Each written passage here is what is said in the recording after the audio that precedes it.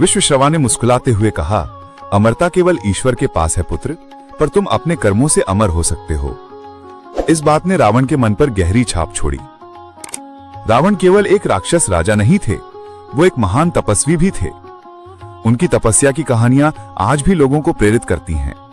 रावण ने हिमालय की कंदराओं में वर्षों तक घोर तपस्या की। वो ना खाते ना पीते, केवल अपने लक्ष्य पर केंद्रित रहते थे। उनकी तपस्या इतनी कठिन थी कि सूर्य की तपिश, हिमालय की ठंड और जंगली जानवरों का भय भी उन्हें डिगा नहीं सका। कहते हैं रावण ने अपनी तपस्या के दौरान अपने 10 सिरों में से एक सिर को काटकर भगवान शिव को अर्पित कर दिया था। यह उनकी भक्ति और समर्पण का प्रतीक था। उनकी तपस्या से प्रसन्न होकर ब्रह्मा जी प्रकट हुए और बोले, वत्स, तुम्हारी तपस्या ने मुझे प्रसन्न किया है, मांगो, क्या वरदान चाहिए। रावण ने अमरता मांगी, पर ब्रह्मा जी ने कहा कि यह संभव नहीं है।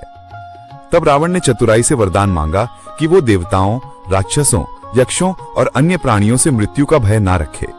ब्रह्मा जी ने यह वरदान दे दिया, पर मनुष्यों का नाम रावण ने नहीं लिया और यही उनकी मृत्यु का कारण बना। रावण की शक्तियों का वर्णन करना आसान नहीं है। उनकी कुछ प्रमुख शक्तियां थीं। पुष्पक विमान, यह स्वर्ग से प्राप्त वो विमान था जो रावण की गति और वैभव का प्रतीक था। यह विमान हवा में उड़ सकता था और रावण की इच्छा के अनुसार कहीं भी जा सकता था। शस्त्र विद्या, रावण न केवल तलवारबाजी में निपुण थे, बल्कि धनुर्विद्या, गदा युद्ध और मायावी शक्तियों में भी माहिर थे। संगीत और विद्या, रावण एक उत्कृष्ट वीणा वादक थे। उनकी रचना शिव तांडव स्तोत्र आज भी भक्ति और साहित्य का अनमोल रत्न है। इस स्तोत्र में उनकी शिव भक्ति और काव्य कौशल का अद्भुत संगम दिखता है। ज्योतिष और तंत्र, रावण ने ज्योतिष, तंत्र और आयुर्वेद में ऐसी महारत हासिल की थी कि वो भविष्य की घटनाओं को भांप सकते थे। मायावी शक्ति, रावण मायावी युद्ध में इतने निपुण थे कि वो अपने शत्रुओं को भ्रम में डाल सकते थे। एक अनछुआ पहलू, क्या आप जानते हैं कि रावण ने एक बार सूर्य को अपनी शक्ति से नियंत्रित कर लिया था। यह उनकी शक्ति का एक ऐसा प्रदर्शन था जिसे सुनकर देवता भी चकित रह गए थे। कहते हैं जब सूर्य ने रावण के रथ को रोका तो रावण ने अपनी मायावी शक्ति से सूर्य को बांध लिया और उन्हें अपनी आज्ञा मानने को मजबूर कर दिया।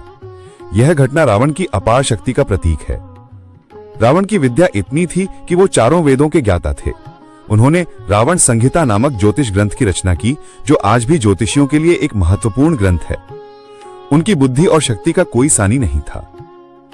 रावण की कहानी तब तक अधूरी है जब तक हम उनकी पत्नी मंदोदरी की बात ना करें। मंदोदरी केवल रावण की पत्नी नहीं थी, वो उनकी सबसे बड़ी सलाहकार, प्रेरणा और शक्ति थी।